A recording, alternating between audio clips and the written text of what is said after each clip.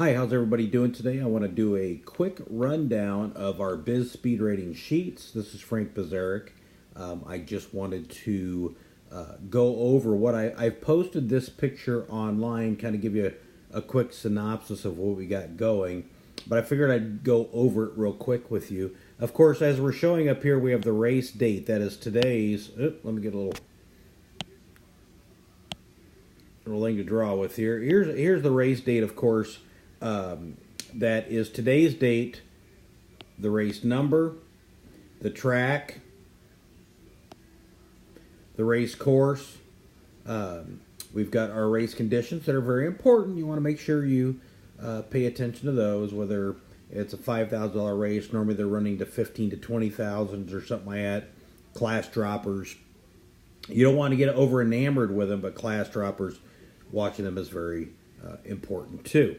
So as you can see with this sheet, again, we got the track surface to the right. So if you see brown, same thing over here, it'll be dirt. If you see a dark brown, then it was supposed to be on the turf, but it is off the turf. If you see green, with a T, of course, it's turf, and an X will be a poly. And I believe we have a gray background on that, or a synthetic type surface. So we start from left to right here, and I put it down below. You've got your post position, which is right here, the horse's name, what their Biz Speed Rating number is, or what they earned throughout the races. The yellow Biz Speed Rating number is dirt, or you can keep an eye on it for turf races. Certain turf courses, that is very strong. If it's a 5 or 6 or 7 furlong turf sprint, it really does well. Next to it, we have our actual turf calculation, and these numbers are basically designed to find out who is the fastest horse in the race, and what their potential may be. They may have a couple bad races the last couple times, but if they've run much faster before, then you know what their potential is. So we can catch a lot of long shots and a lot of mid shots by doing that. What we try to do with these sheets is to give you what we believe is the fastest horse. Now, we're not just pulling it out of thin air. We're using the actual speed, the tracks, the information.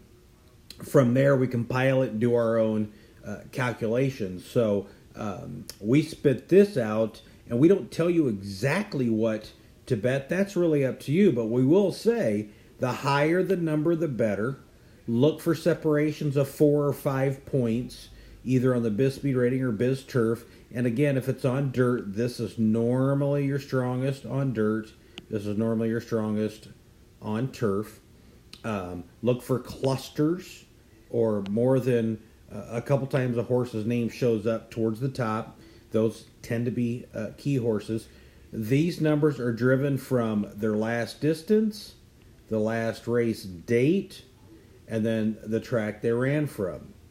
Okay, so this horse's 160 was derived from the distance, the race date, the condition of the track, and class is very important that we have right here. But again, it's getting a little tougher for class. You may have a $5,000 claiming race at one track, and then at the other track, a $5,000 claiming race pays quite a bit more because they have slot machines. So keep an eye on this. We want to look for class droppers, but in a lot of cases, really what horse racing comes down to is who is the fastest horse in the race. Over here is the finish positions.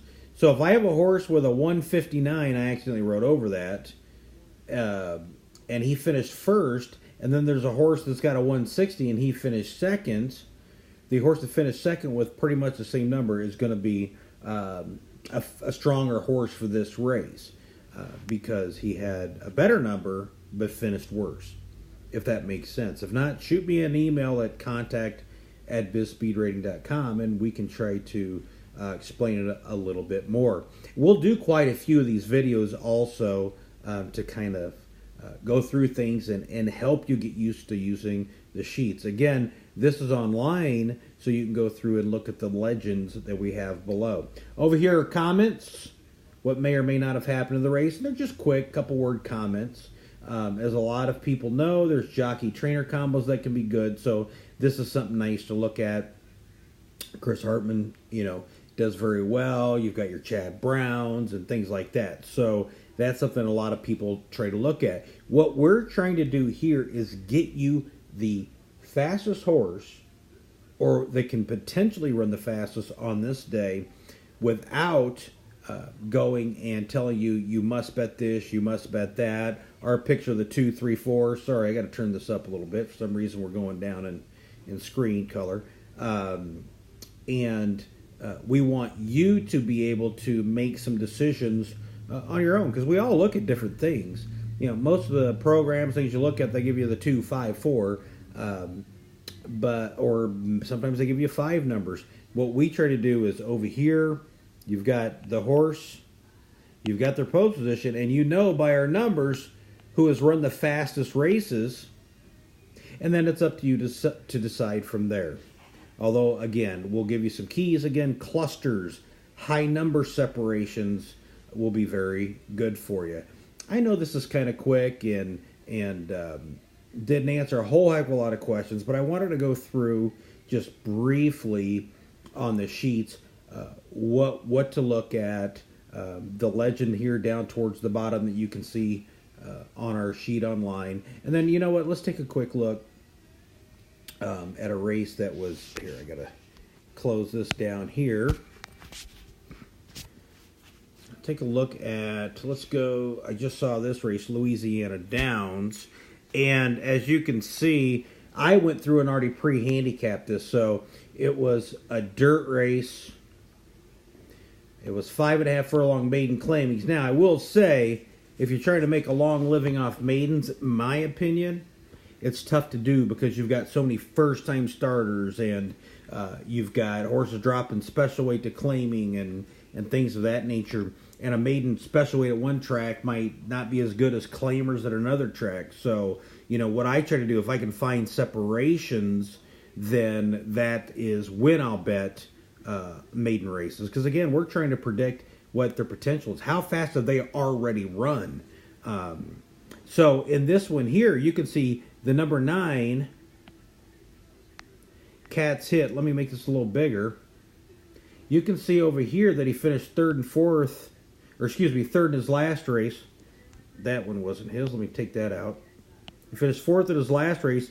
The 1A, who was the closest to him, was scratched. So now that horse is scratched out, this leaves this horse with a pretty sizable